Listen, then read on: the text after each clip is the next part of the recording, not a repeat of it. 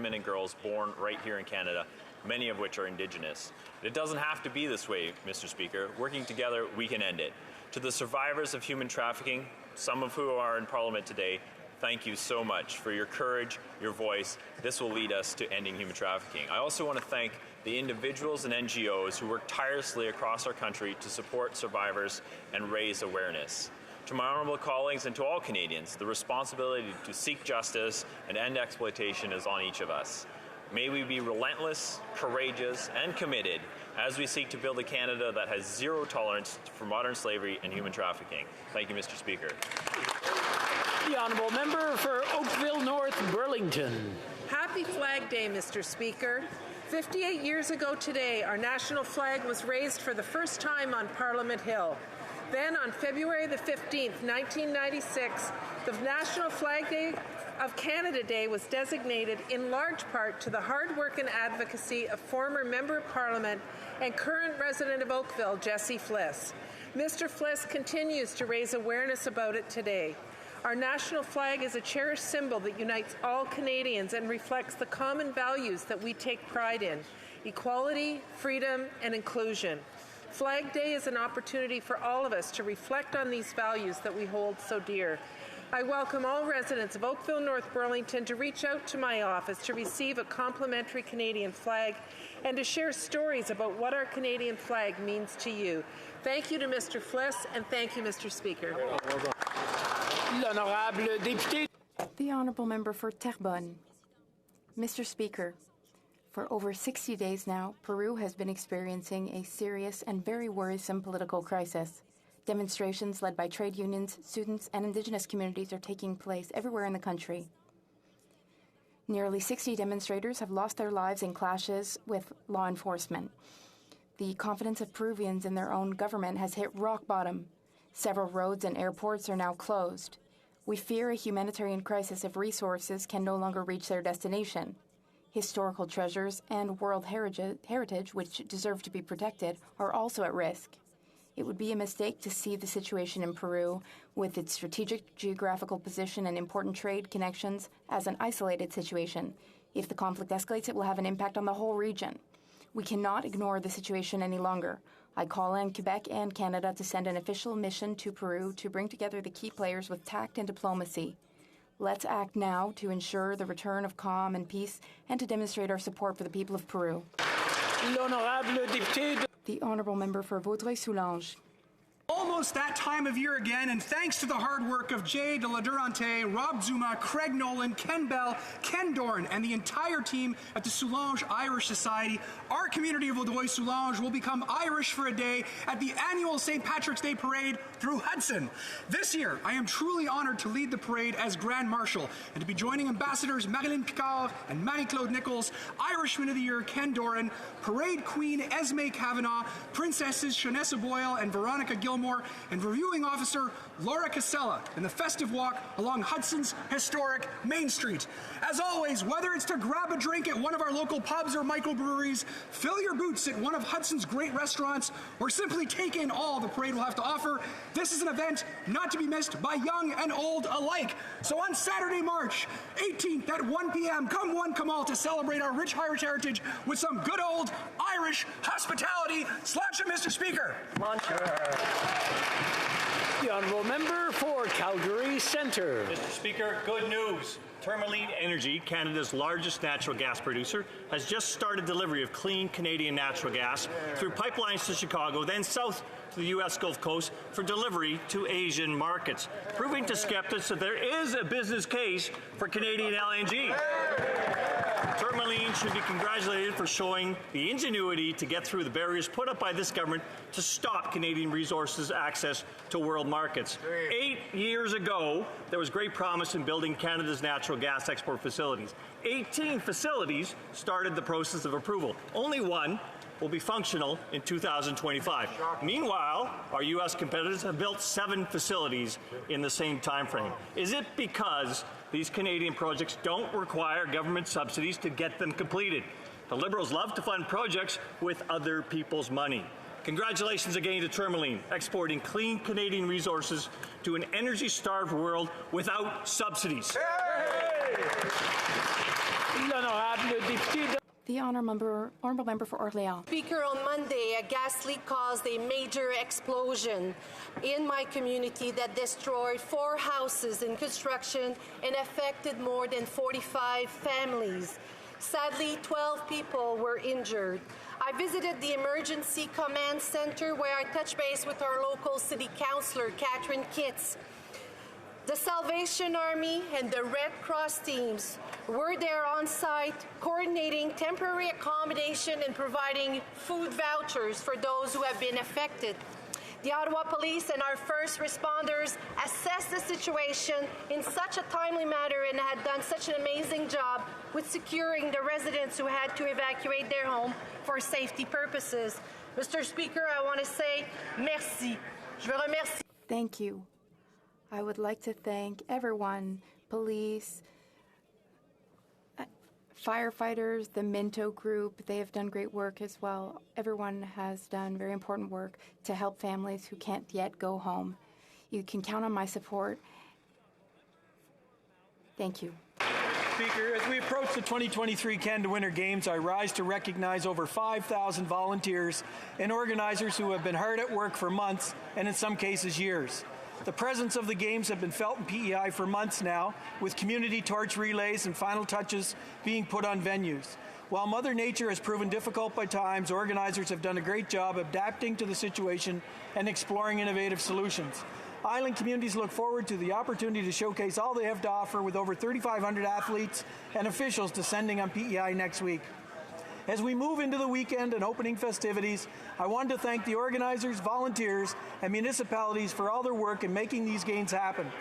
And to the athletes, play hard, play safe, and go PEI. Right on. The honourable member for Saskatoon University. After 8 years of this failed Liberal government, Canadians are hurting. After 8 years of their soft-on-crime policies, such as catch and release, we have record crime rates. After 8 years, Canadians can't afford to live.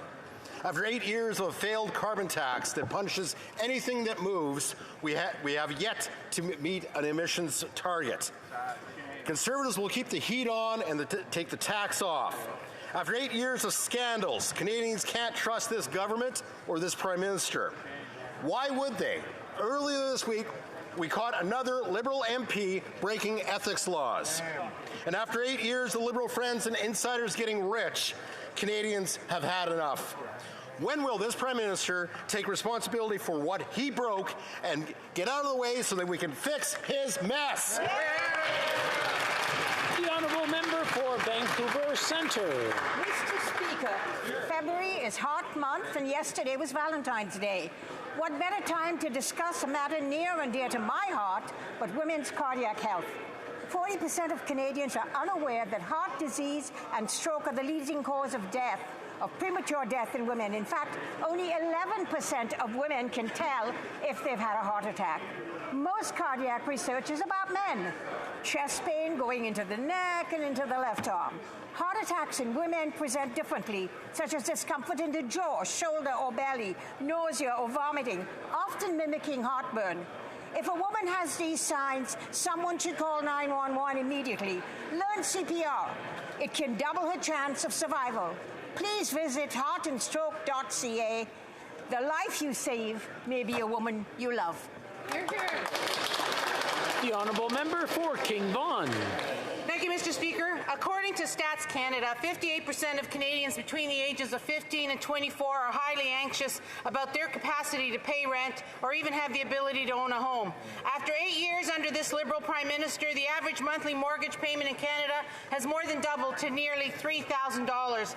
After 8 years under this Liberal Prime Minister, 45% of variable rate mortgage holders say they will have to sell their home or vacate it within 9 months.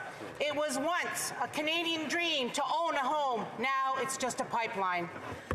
Conservatives will continue to oppose this Liberal inflationary spending dollar and put the put the money in the people to have. Oh, I messed that up. Excuse me. Our Conservative leader has a clear message of hope for all Canadians. A Conservative government will put Canadians back in control of their lives and of the government.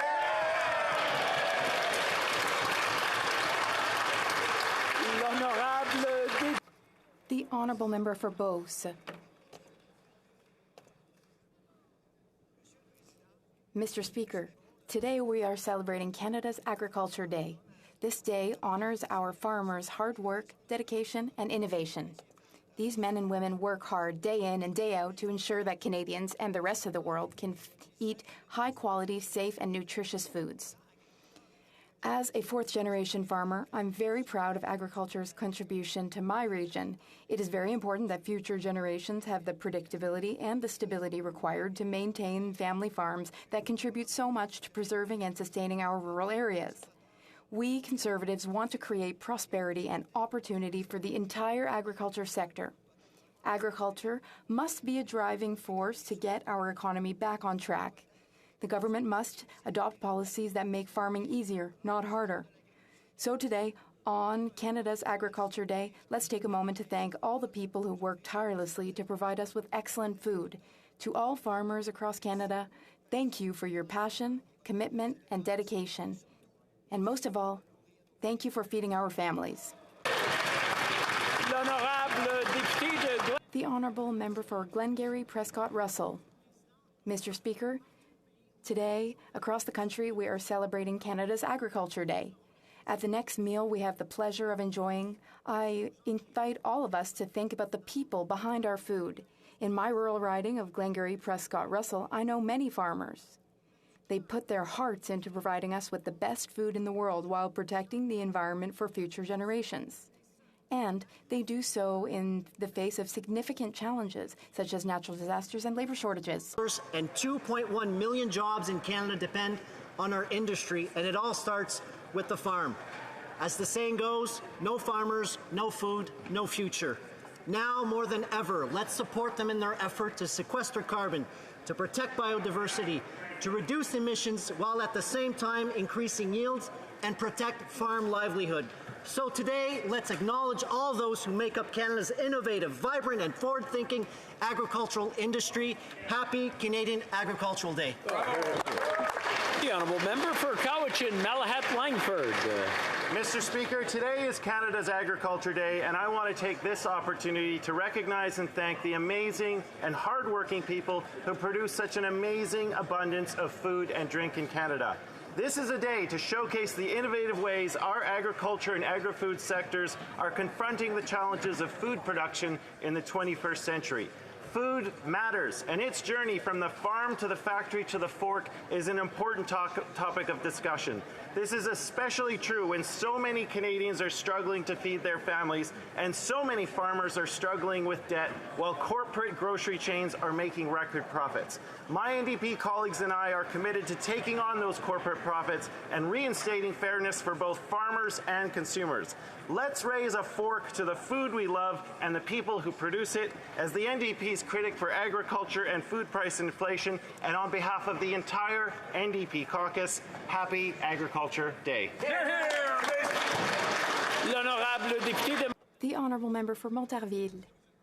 Thank you, Mr. Speaker.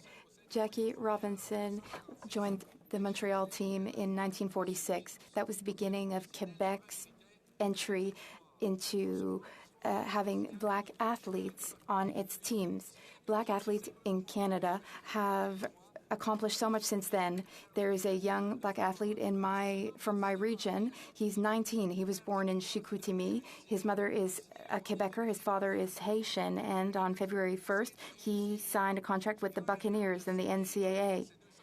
He is an excellent athlete. He has accomplished so much. He went to Lee's Tennessee State University, but he started playing at 5 years old with the Montarville team. Then he went to Collège Charlemagne and Blue Tornadoes McKelly High School in Tennessee, and there he won the state championships in 2001. He is so multi-talented and inspiring.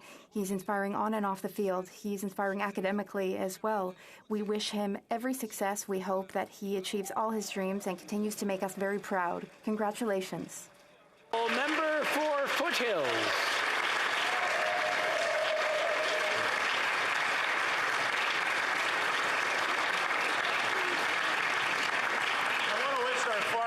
Our our ranchers, our processors, and our producers a happy Canadian Agriculture Day. It is so important that we understand the role that Canadian agriculture and agribusinesses play in bringing together farmers and consumers as advocates in this important industry. It's imperative that we understand that we must play a role in educating all Canadians about where their food comes from, how we do it, why we do it, and the fact that we do it better than anyone else in the world. Whether they wear a lab coat or coveralls, the people who work in this industry are world leaders in efficiency, innovation, and sustainability. On this Canadian I'm going to. On a des problèmes de traduction. We are having issues with interpretation, I believe. Oh, interpretation's working now? Good. The honourable member for Foothills from the top, please. Oh. And before the honourable member for Foothills starts, while I have the opportunity, I want to remind everyone that there are still 31s being said. So if you're going to talk, please whisper very lowly so we can all hear the message. The honourable member for Foothills. Well, I want to take this opportunity to wish all of our farmers, our ranchers, our processors, and our producers a happy Canadian Agriculture Day. It is so important that you understand the role that Canadian agribusinesses and agriculture play in bringing together farmers and consumers about the importance of this industry. We all have a role to play in educating Canadians about where their food comes from, why we do it, how we do it, and the fact that we do it better than anyone else in the world.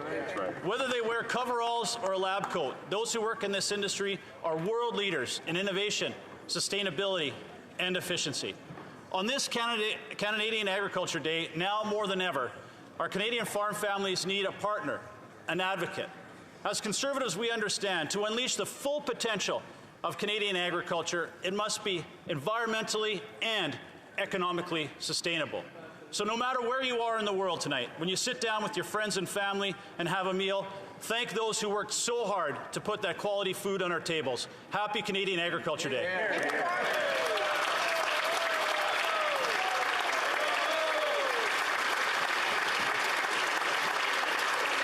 The honourable member for Newmarket, Aurora. Mr. Speaker, in honor of Black History Month, I'm proud to rise today to speak on 3 inspirational and influential groups in my community of Newmarket, Aurora.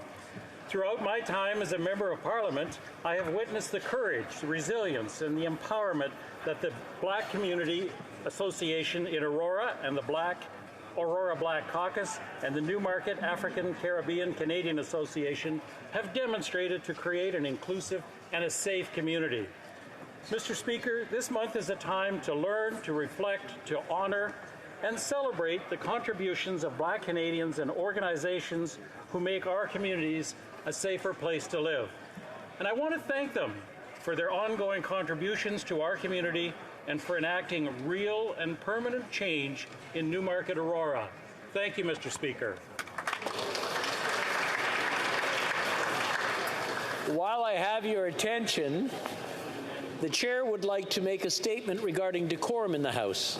I would like to thank the Parliamentary Secretary for Minister of Innovation, Science and Industry for having raised his concern on Friday, February 10th, 2023.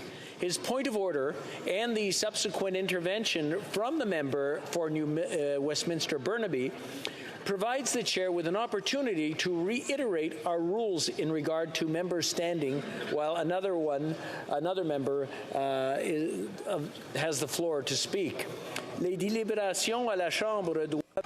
Proceedings in the House are to be conducted in a respectful and civil manner. This includes members addressing their remarks to the Chair and resuming their seats when the Chair rises. Long-standing wording of Standing Order 17 states that, and I quote, "Every member desiring to speak is to rise in his or her seat," unquote. If the requirement to speak from one's seat is currently suspended, members remain bound by the principle that they must stand to be recognized. Accordingly, members must briefly rise from their seats to indicate that they want to take part in debate, make the statement, or ask questions. While there is the practice of party whips submitting speaking lists to assist the Chair, the final authority on who is recognized to speak in the House is determined by the chair. As stated in House of Commons Procedure and Practice, 3rd edition, at page 330, and I quote, various conventions and informal arrangements exist to encourage the participation of all parties in debate. Nevertheless, the decision as to who may speak is ultimately the speaker's. Unquote. Therefore, it is still expected that members rise to indicate that they wish to take the floor. Standing too soon to be recognized, or at the same moment as another member, or not standing at all to be recognized, may create practical challenges, including delays and confusion. To this end, it is the view of the chair that rising in their place for a few seconds are all that is needed for a member to, as the expression states, catch the speaker's eye. Finally, when the chair has then recognized a particular member, all other members should take their seats. I thank the members for their attention and cooperation. Oral questions. Question orale, the honourable member for Thornhill. It's hard not to feel disappointed in your government when every day there's a new scandal. Those are the words of the Prime Minister in 2013. But after 8 years of his own leadership, we have a Canada that feels broken, according to most Canadians. They've broken family budgets, they've broken the bail system, and again, they've broken the law. This time, it's the Prime Minister's parliamentary secretary. This is the 6th consecutive ethics breach from these Liberals. No accountability for any of these cases. Why does nobody over there get fired? The Honourable Government House Leader. Thank you very much, Mr. Speaker. The Parliamentary Secretary has apologized. The Parliamentary Secretary wrote a note in support of a business in his constituency, a business that supports black and multi-ethnic communities across Canada. And while it is admirable that all of us want to support local enterprise and business in our constituencies, the Parliamentary Secretary recognizes that it was inappropriate for him to write a letter supporting that agency and to support that business in his riding, and has apologized, Mr. Speaker. Member for Thornhill. Zero accountability, zero consequences, and a zero on ethics. We hope that the Prime Minister's upcoming trip to the Caribbean today is better or more productive than the last one, which resulted in his own law breaking. And that, of course, wasn't the only time he stepped in on SNC-Lavalin. And the only person who was fired in that case was the first female Indigenous Attorney General. The Trade Minister refuses to pay back taxpayers for giving tens of thousands of dollars to her best friend in an illegal contract. Will anyone over there who broke the law get fired? The Honourable Government House Leader. Mr. Speaker, I think it's important every single day that we show up and that we do our utmost to serve Canadians. And the reality is this government has done that in all of its actions.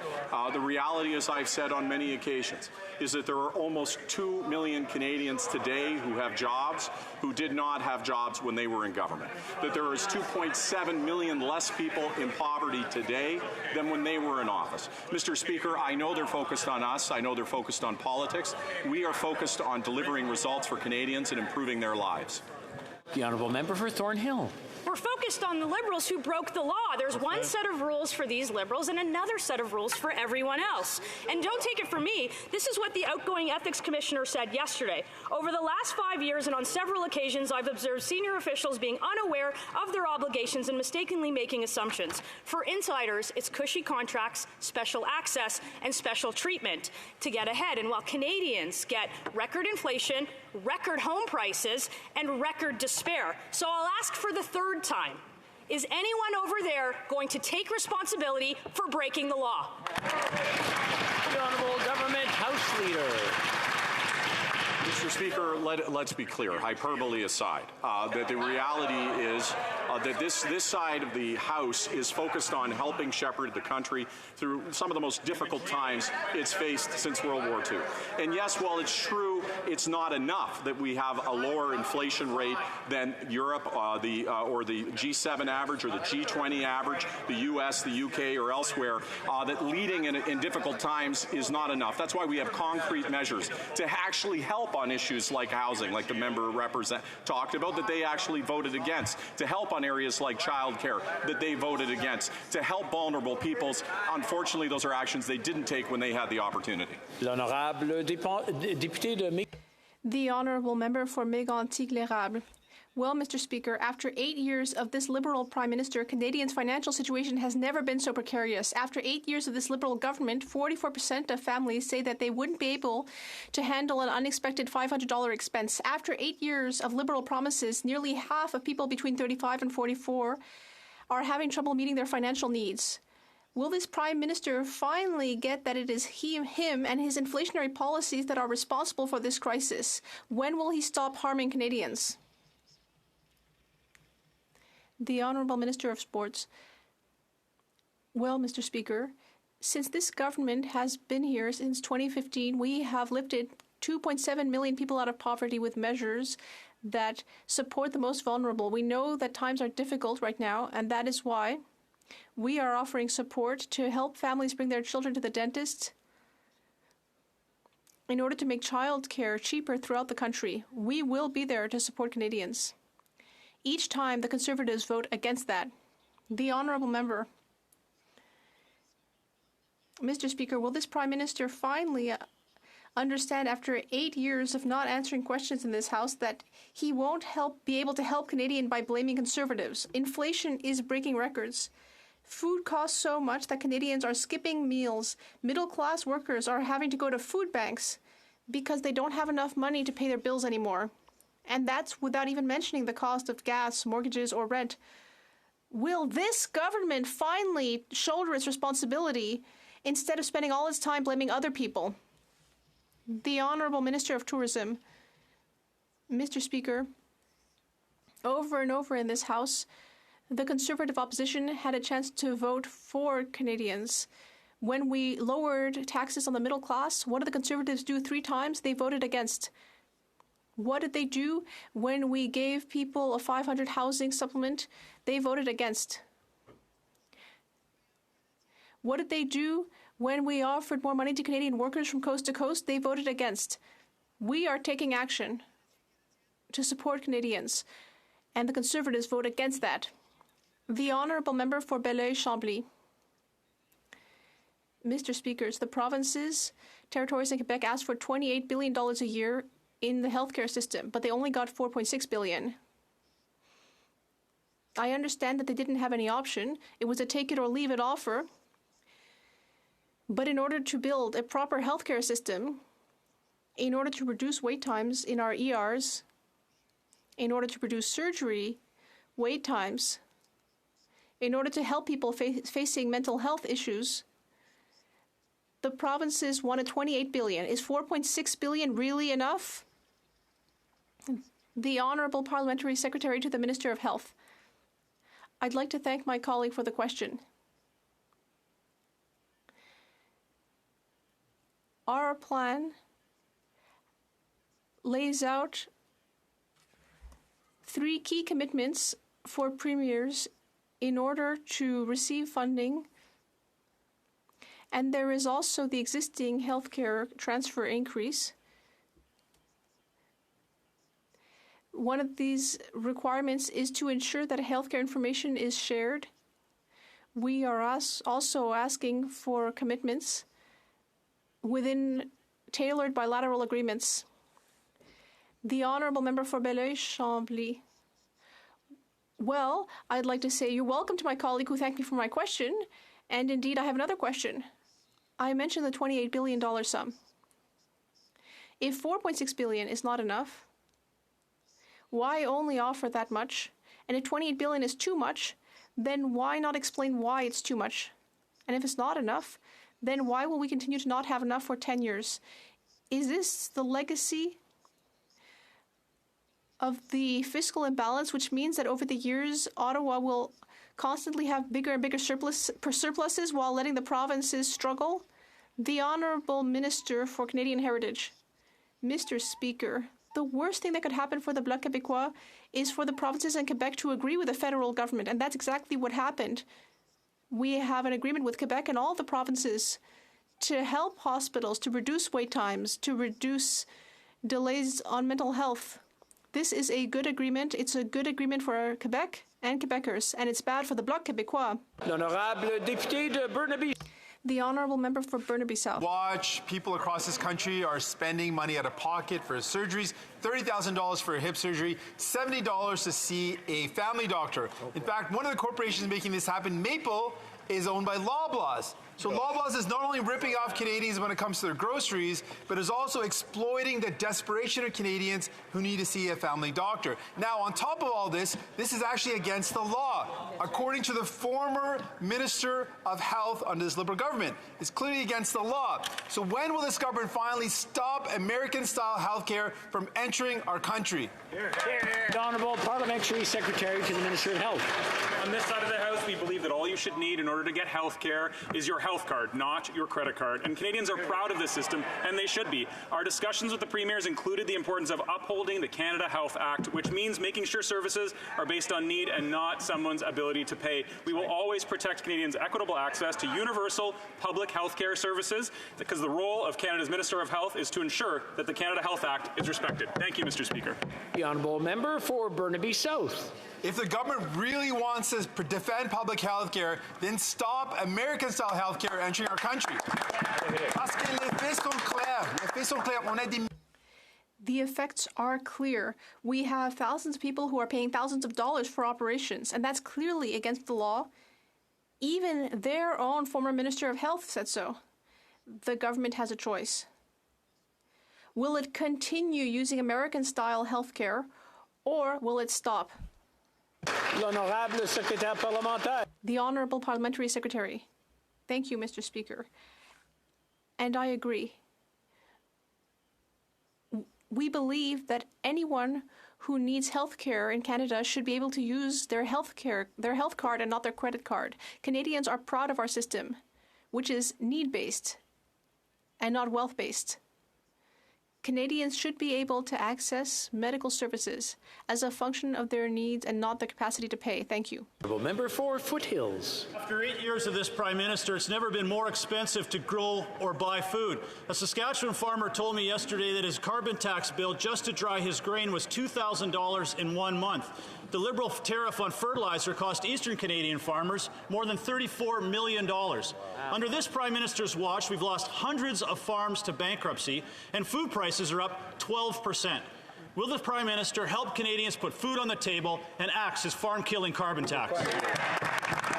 The Honourable Minister of the Environment. Thank you, Mr. Speaker. I would like to remind this House that the fact are that 70% of the prices we're seeing at the pump are related to crude oil prices going up, largely because of Russia's brutal invasion of Ukraine. I'm getting there. And another 25% is a result of provincial taxes and refining margins. We recycle 100% of the revenues to Canadians, 10% specifically to small businesses and agricultural industries in Canada, Mr. Speaker. Thank you very much. You got it. The Honourable Member for Foothills. Well, I guess that the minister didn't understand. I was asking a question about agriculture, not about oil prices. But what they have to understand is their carbon tax has very real consequences. What it is doing is suffocating Canadian farm families and giving Canadian families sticker shock when they go to the grocery store. And it's only going to get worse. When the Liberal NDP Carbon Tax Coalition triples their carbon tax, a farmer will be paying $150,000 a year in carbon tax. There are consequences. The consequences are produce is up 13%, bread is up 16%, and pasta is up more than 20%. Will the Prime Minister take responsibility for this food crisis and axe this farm-killing carbon tax? L'honorable Ministre de l'Agriculture. Thank you, Mr. Speaker. As usual, the Conservative are twisting the information. Is misquoting a research and talking about a typical farm of 5,000 or 6,000 acres, which is not very fair. C'est Mr. Speaker, doesn't want to hear about everything we do for farmers. We are investing $1.5 billion in agri-environmental farming. Yesterday, we announced $150 million to support the supercluster on protein. We're working with farmers for farmers, Mr. Speaker.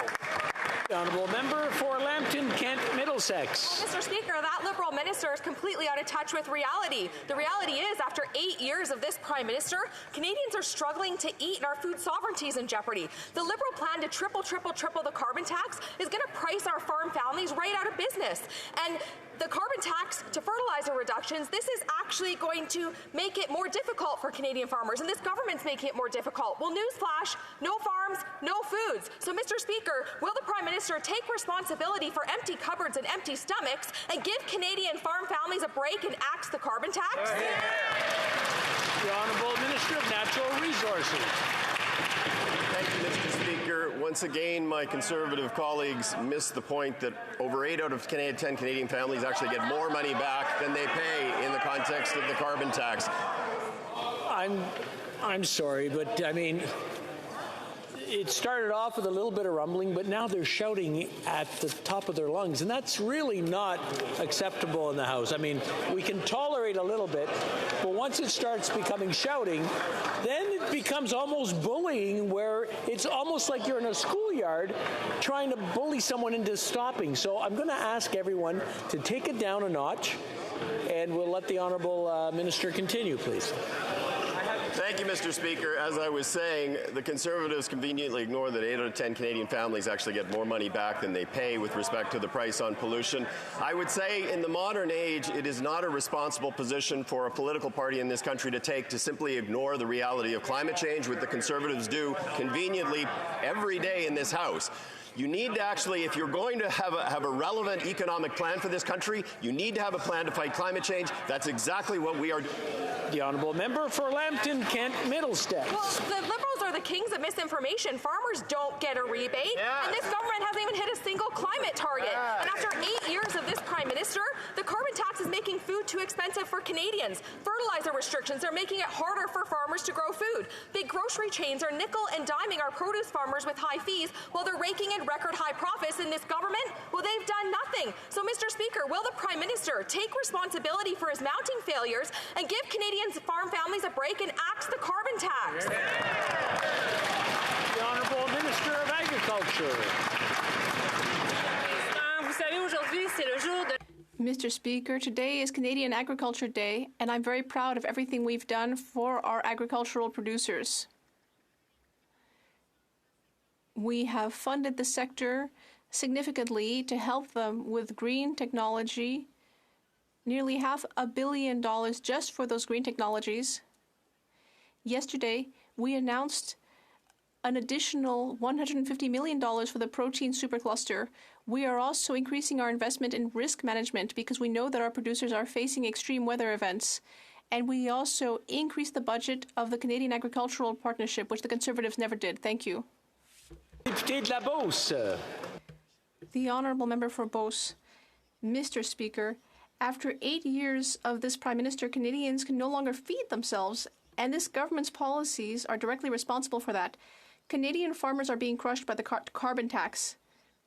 He also put a 35% tariff on fertilizer, which makes us the only country in the G7 to do so, which is causing food prices to go up even more.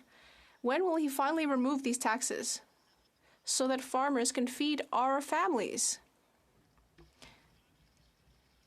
The Honourable Minister of Agriculture. Thank you, Mr. Speaker. I'd like to remind my colleague from Quebec that the price on pollution is not administered in the same way in Quebec. It's administered by Quebec. And I would also like to take the moment to remind all of our agricultural producers that we've also improved the advanced payment program, which enables them to have a short-term loan of up to $1 million, with part of that being interest-free. And so I would invite our producers to take advantage of that. The Honourable Member for Beauce. Mr. Speaker, my colleague across the way seems to be living on another planet because the carbon tax clearly affects Quebec because we are not self-sufficient. For example, propane and natural gas to dry grain or heat buildings. and other things that we import from other provinces and territories. So I refuse to take any lessons from my colleague. On April 1st, things will just get worse, as the government is planning to triple the carbon tax. We, the Conservatives, will continue to stand up for Canadian farmers. When will the Liberals show that same courage? The Honourable Minister of the Environment. Mr. Speaker, what my colleague just stated is simply not true. Federal carbon pricing does not apply to Quebec because Quebec has its own cap-and-trade system, which has been in place since before the federal government's carbon pricing policy. And I would also like to remind my colleague and everyone in his party that climate change will affect farmers from the entirety of the country just as much as they affect Canadians. Thank you, Mr. Speaker. The Honourable Member for Lac-Saint-Jean. Mr. Speaker, for 6 years, the federal government has been repeating that it's negotiating with the Americans about Roxham Road, but no one ever seems to hear any of the details. Who's negotiating on behalf of Canada? Who are they negotiating with? What are the goals of the negotiation? How often do they sit down to talk? When did the negotiations start? What is the target date to reach a result?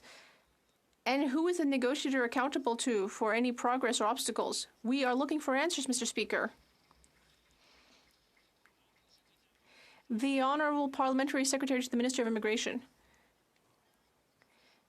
Mr. Speaker, in this House, I'd like to thank my colleague for his passion on this topic. He's worked very hard, and I know he's also working hard at committee. Our government is working hard to modernize the agreement, and that is exactly what we're committing to do, Mr. Speaker. I'd like to thank my colleague for his question. We will continue as a government to do the right thing and modernize the agreement. The Honourable Member for Lac-Saint-Jean. Mr. Speaker, it's nice for once to hear the Liberals admitting the hard work of the Bloc Québécois in the area of asylum seekers. This government is always telling us that they care about migrants and Quebecers. It's nice to hear this admission from my colleague, but it doesn't change things. We're still not getting answers about the negotiations. People who are looking to defend asylum seekers have a right to know. If things were really moving forward with the negotiations, the government would be able to tell us who the negotiator is, who they're talking to, how often they've spoken. It's just not that complicated, Mr. Speaker. We want some transparency. We want answers. Honorable Secrétaire Parlementaire. The Honourable Parliamentary Secretary. Mr. Speaker, I'd just like to say that the migration crisis is not just something that's affecting Canada. It's affecting everywhere in the world. I know that my colleague knows that. He definitely knows that. More than ever, we must continue working with our international partners, therefore, with the provinces, with the territories. Our government is fully committed to modernizing the agreement, and that's exactly what we're doing. Thank you. The Honourable Member for Haldimand, Norfolk. After 8 years of this Prime Minister, Canadians have never struggled more with paying for groceries, paying for rent, and paying to put gas in their cars. Everything is more expensive, and this government still plans to increase their ideological carbon tax. This tax has done nothing to reduce emissions and has made everything more expensive. When will the Liberals abandon their cruel carbon tax and let Conservative fix what they broke? Hear, hear. The Honourable Minister of the Environment. Mr. Speaker, for most of us in this House and most Canadians, there's the reality of climate change and where facts do matter. I know not for everyone. The facts are, Mr. Speaker, greenhouse gas emissions are down 9% below 2005 level. That's a fact. Methane emissions in the oil and gas sector are down almost 40%, 2 years before schedule. That's another fact, Mr. Speaker.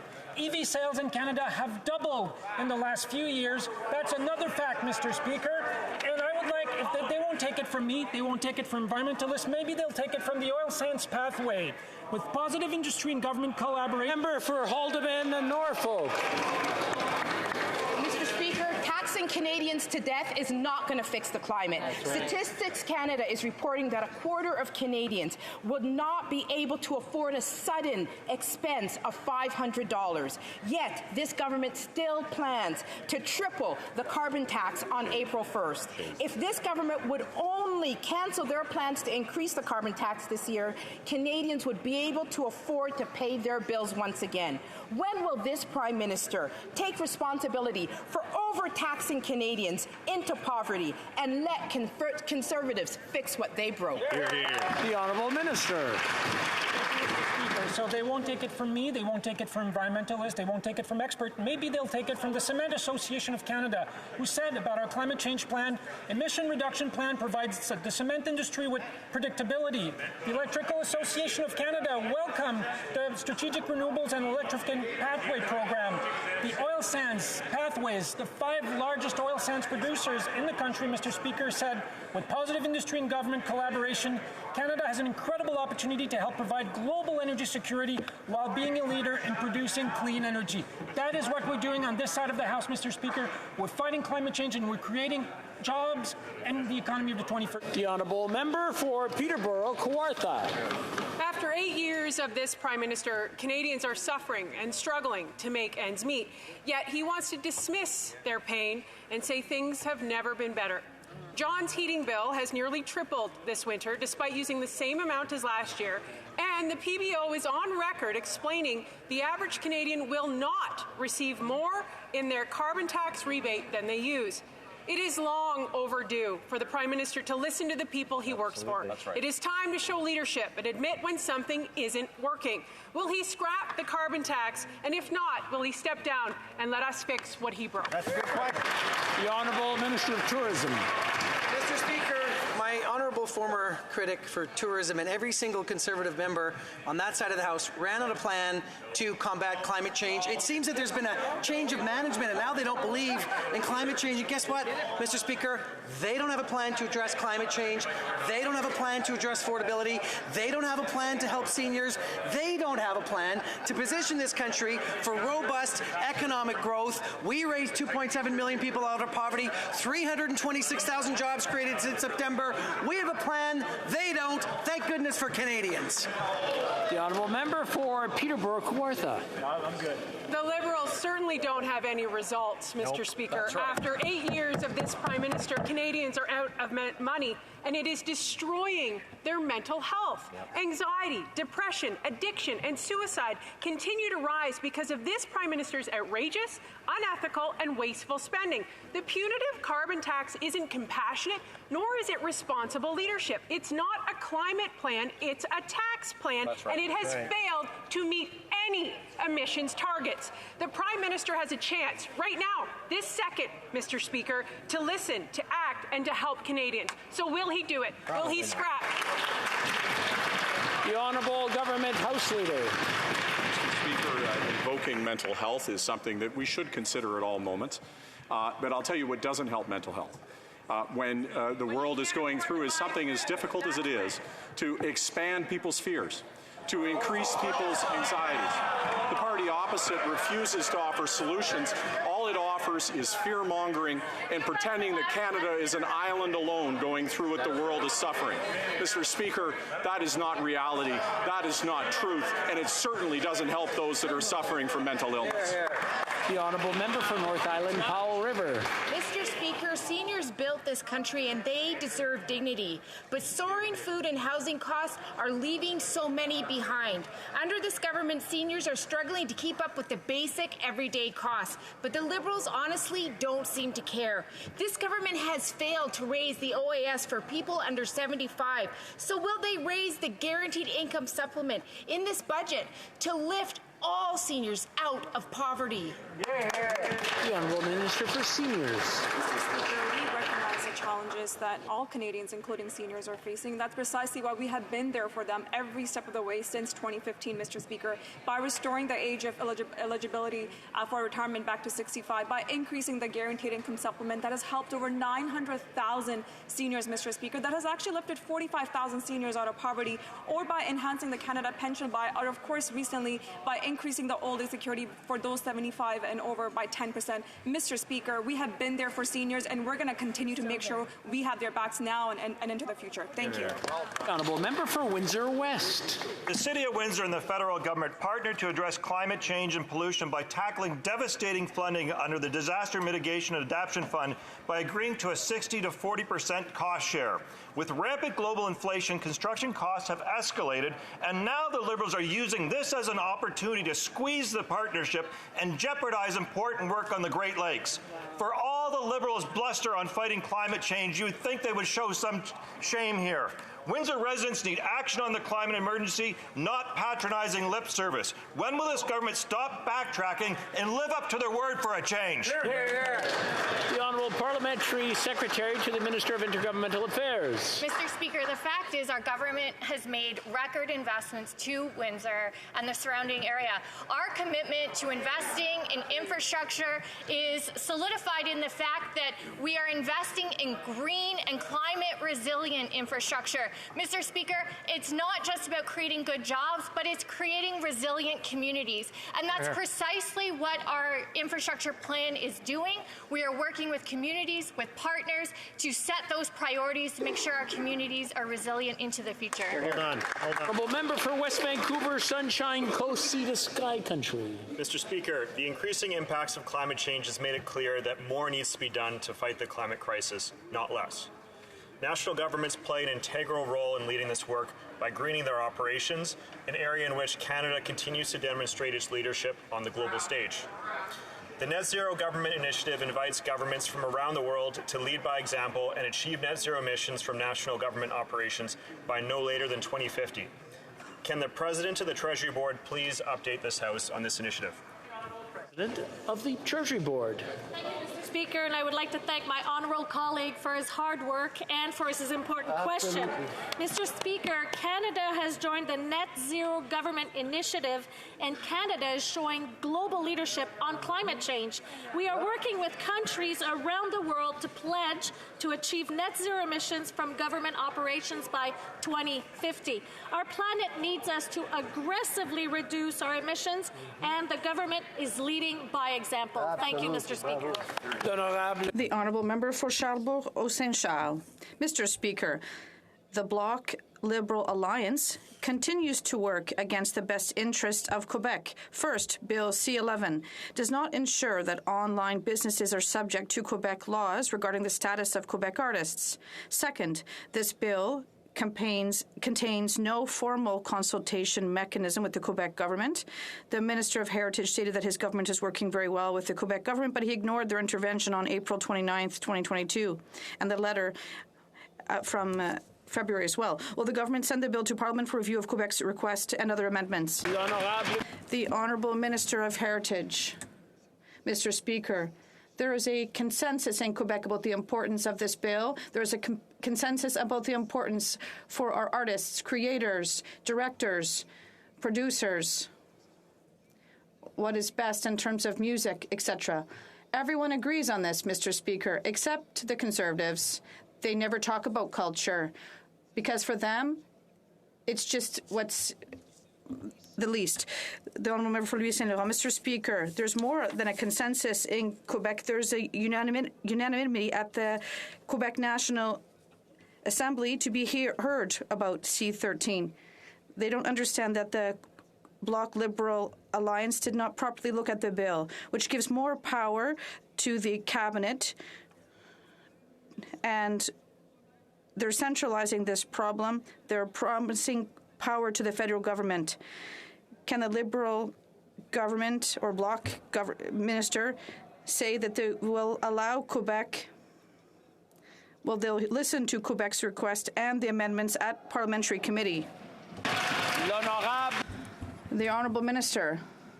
Mr. Speaker, I don't know. It's because it's Agricultural Day that my colleague is out in left field, but there is a consensus at the government with the Bloc and the NDP and with the entire Quebec society with respect to the importance of working and making sure that broadcaster Netflix and many of them who contribute to content in Quebec and Canadian content with respect to music, TV, everyone agrees except the Conservatives. The Honourable Member for Charbonneau-Saint-Charles. this Bloc Liberal centralizing alliance, everything they're doing for Quebec right now is not working. In terms of C5, which allows rapists to stay at home, C75, which allows criminal to be released on bail, and now C11. To add insult to injury, they refuse to consider the unanimous motion passed by the National Assembly in Quebec on C11. Can the minister tell us whether C11 will go to committee to study the amendments or not? The Honourable Minister.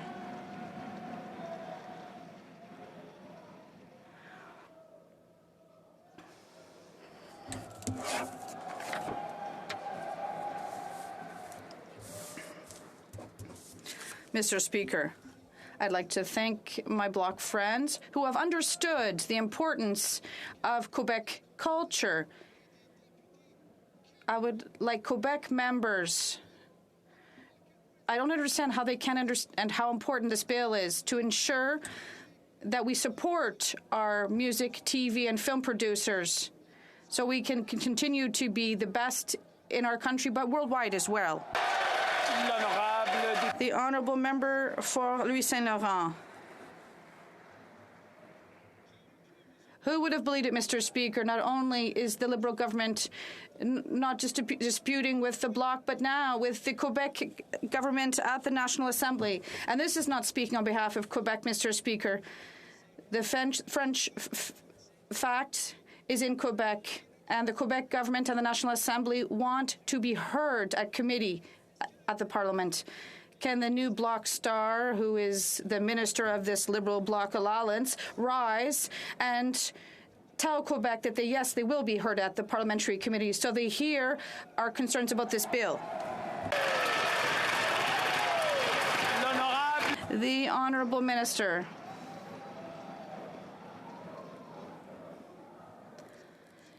Mr. Speaker, you know, to be a Quebecer means that we're able to extend a hand. And if sometimes we don't agree on something, we can still work in the best interest of Quebec. And that's what we're doing right now with the help of the Bloc, the NDP, unlike what the Conservatives are doing.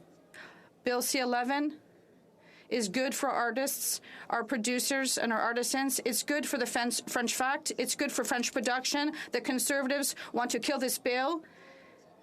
It's good for Quebec, and we're going to move forward with it. The Honourable Member for La Pointe de Lille. Mr. Speaker, the rifts in the Liberal caucus on C13, the Honourable Member, well, I'm trying to hear his question, but I can't. People are talking on both sides of this chamber, so I'll ask the member to start again so we can all hear his question. The Honourable Member for La Pointe de Lille. Mr. Speaker, the rifts in the Liberal caucus on C13 are like a musical. Every day, the tensions between the various gangs increase. It's a real West Island story. Yesterday, the member for Mount Royal broke ranks and announced that he would vote against C13 if it mentioned the existence of the Charter of the French language. Today, a Liberal minister from the West Island threatened to vote against it as well. A Liberal minister against a Liberal bill. It makes for a good show, but will the minister call them back to order?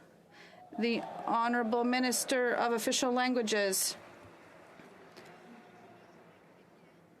We are clear. We are going to do our fair share to protect French across the country, including in Quebec, and also to protect and promote minority settings. I'd like to thank the members of this committee who have done work on this file to move it forward.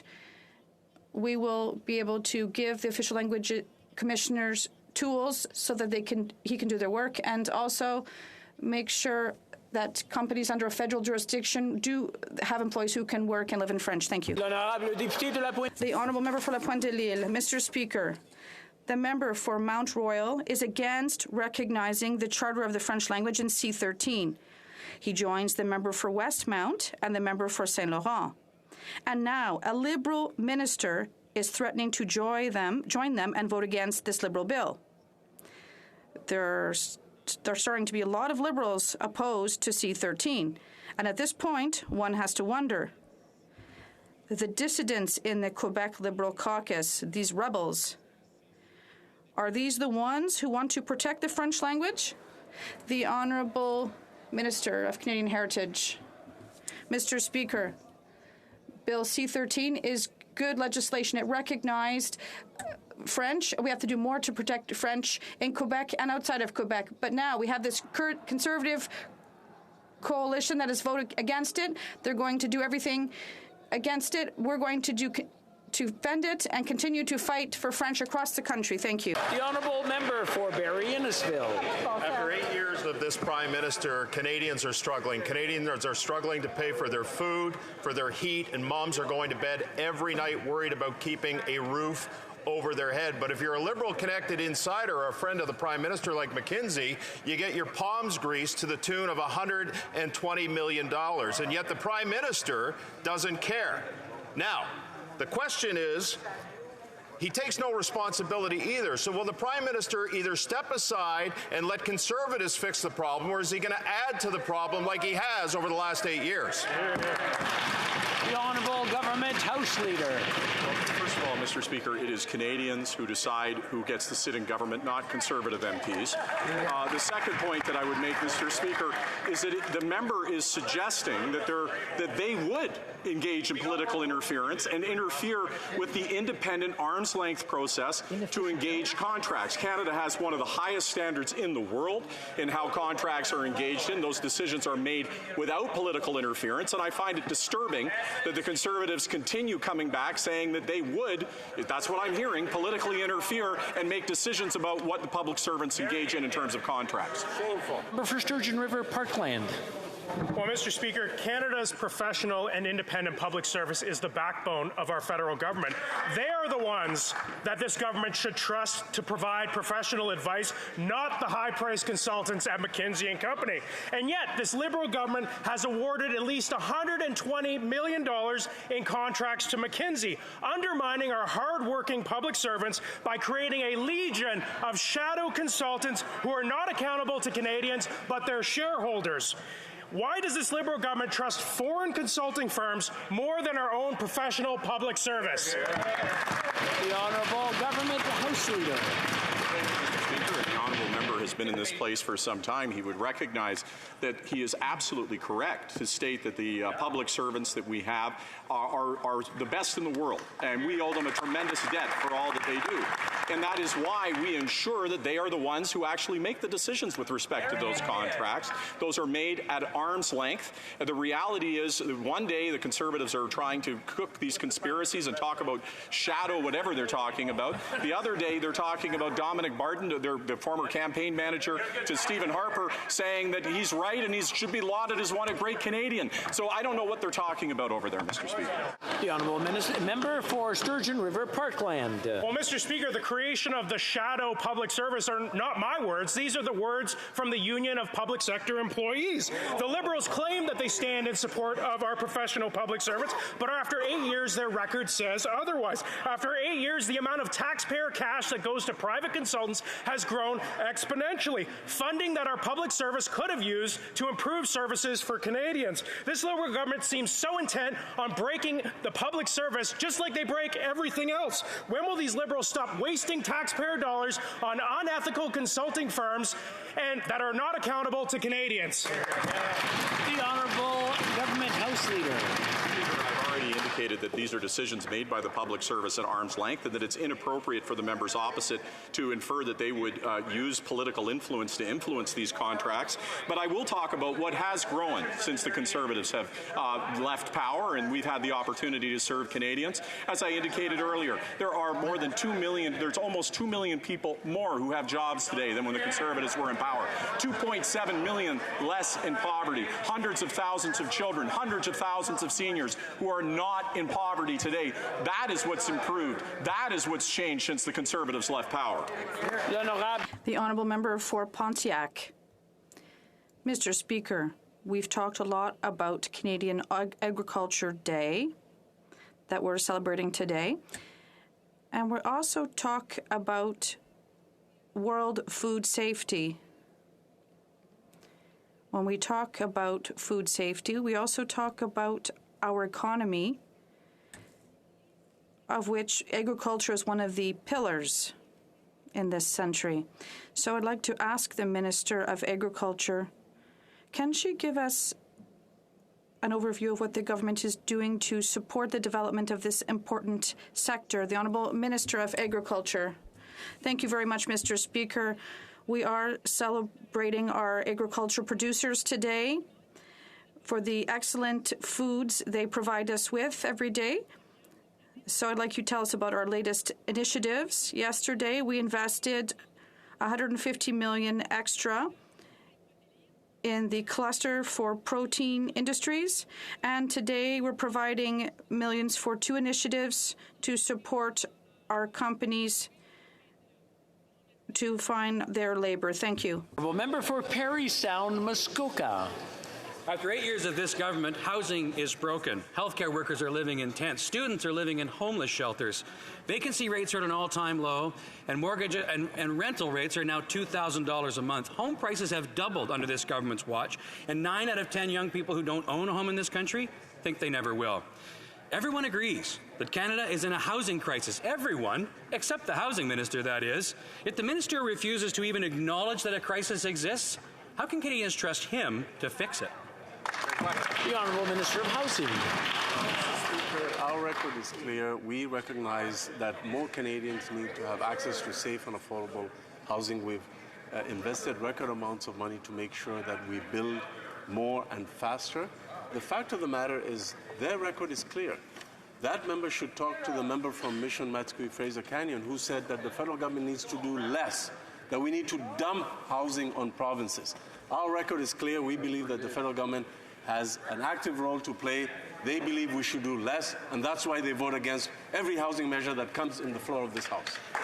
Honourable Member for Leeds, Grenville, Thousand Islands, and Rideau Lakes. Another day, another Liberal caught breaking ethics laws. This time it's the Parliamentary Secretary to the Prime Minister who was caught using his position to further the interests of a company. Now, the Liberals are so brazen in their law breaking that they have a member of the Ethics Committee who is breaking ethics laws. You know, these Liberals think they're above the law. For everyday Canadians, there are consequences when they break the law. So why does the Parliamentary Secretary to the Prime Minister get to keep his job after he broke the law? The Honourable Government House Leader. Mr. Speaker, the Parliamentary Secretary has apologized, as I indicated in this House. There was a company that supports black and multi-ethnic communities across. Sorry, I'm having a hard time hearing the Government House Leader. Maybe if you can start from the top, hopefully it'll be a little bit quieter the second time around. The Honourable Government House Leader, please, from the top. Thank you, Mr. Speaker. As I indicated, the Parliamentary Secretary errantly and has admitted the mistake. It supported a business that is supporting and reflects black and multi-ethnic communities across Canada, that he wanted to support the important work that they were doing, but recognizes that it was inappropriate for him to send that letter. But let me say of that Parliamentary Secretary that he is somebody with passion and dedication, serves his constituents and his country, and that in the difference, I guess, between ourselves as and the Conservatives, when we make a mistake, we apologize and we re-endeavor to do better. Honourable Member for Leeds, Grenville, Thousand Islands, and Rideau Lakes. Well, maybe when Canadians are caught breaking the law, this government's okay if they just say sorry. After 8 years of this Prime Minister, Canadians don't expect that the Prime Minister will take any action when his ministers and parliamentary secretaries break the law, because he would have to hold himself to a high standard as well, having twice been caught breaking ethics laws. It's a cabinet of serial lawbreakers with the Trade Minister, the Intergovernmental Affairs Minister, the former Finance Minister, and even the Prime Minister. Both this Prime Minister and his Parliamentary Secretary broke the law. Who's going to resign first? The Honourable Government House Leader. As I indicated, the Parliamentary Secretary did send a letter attempting to support a business that he believed in, but recognized that it was inappropriate for him to send that letter. The idea that the parliamentary secretary would give up his position from such a mistake, I think is terrible. And the reality is, in my estimation, Mr. Speaker, and they can yell and scream, but maybe they should reflect. We all make mistakes in life. We take ownership for them. The parliamentary secretary did exactly that. The level of his mistake absolutely does not warrant him resigning. The honourable member for Vaughan Woodbridge. Thank you, Mr. Speaker. Mr. Speaker, we are witnessing a renaissance in Canada's auto sector, and this is only the beginning. As chair of the Auto Caucus, I'm excited to share that the awaited Canadian International Auto Show is back, celebrating its 50th anniversary, where Canadian innovation in this sector will be in full display. Can the Minister of Tourism and the Associate Minister of Finance update this House on the transformational investments that our government is making in Canada's auto sector to attract new investments, create great jobs, and bright futures for all Canadians? The Honourable Minister. Thank you, Mr. Speaker. I want to thank my friend and colleague, the MP for Vaughan Woodbridge, and for his hard work on the file. Our auto manufacturing sector is a centerpiece of the Canadian economy and a source of so many good-paying Canadian jobs. Last year alone, we saw more than $15 billion invested in the EV and battery supply chain. Our government is working with auto manufacturers and labour organizations to ensure that the Canadian auto sector remains strong and competitive, not only today, but for decades to come. We are putting hundreds of millions of dollars on the table to make sure that Canada is a leader in the production of electric vehicles built by Canadians, powered by Canadian critical minerals. Good news for Canada, good news for Canadians. The honourable member for Rosemont-La Petite-Patrie. Mr. Speaker, many people who have gone through Roxham Road have come to my office in Montreal. And contrary to what the Bloc says, Roxham Road has nothing to do with an all-inclusive vacation. Yesterday, the Quebec National Assembly adopted a motion to denounce this insensitive and disconnected comparison. It also feeds prejudice. And it's also the Liberals' inaction on this issue that has given way to this kind of divisive and misinformative discourse. When will the Liberals suspend the Safe Third Country Agreement so that we can finally deal with this issue? The Honourable Parliamentary Secretary. Mr. Speaker,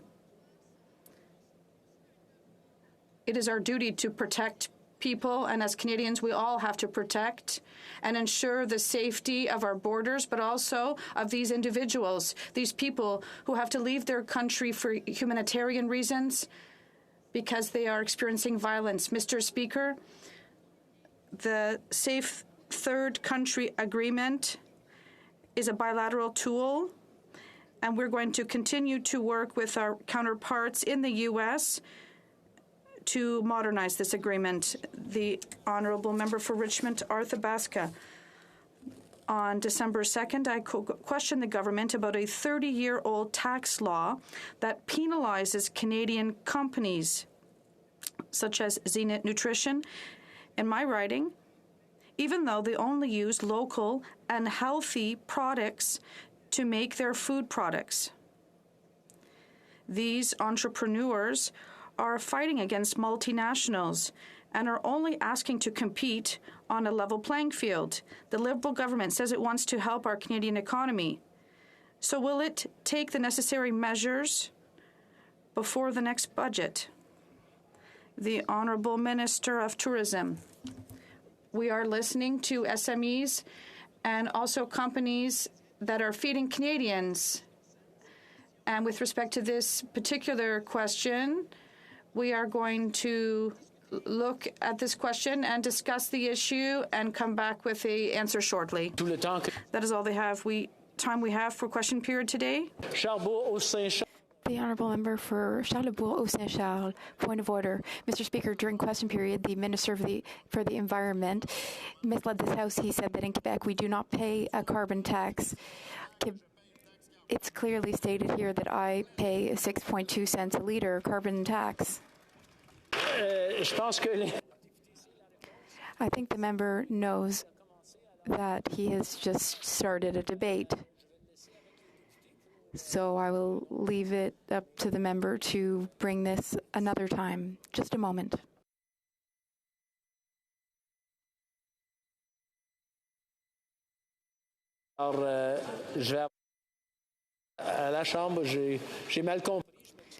I misunderstood. My apologies.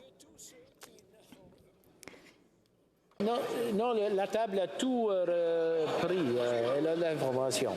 Que tous ceux Will all those opposed to what the member is proposing will please say nay. on n'a pas le consentement. We do not have unanimous consent. Comme il est 15.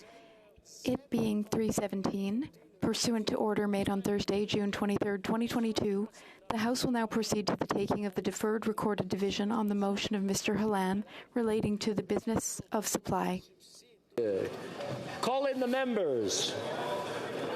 So the motion is quite long.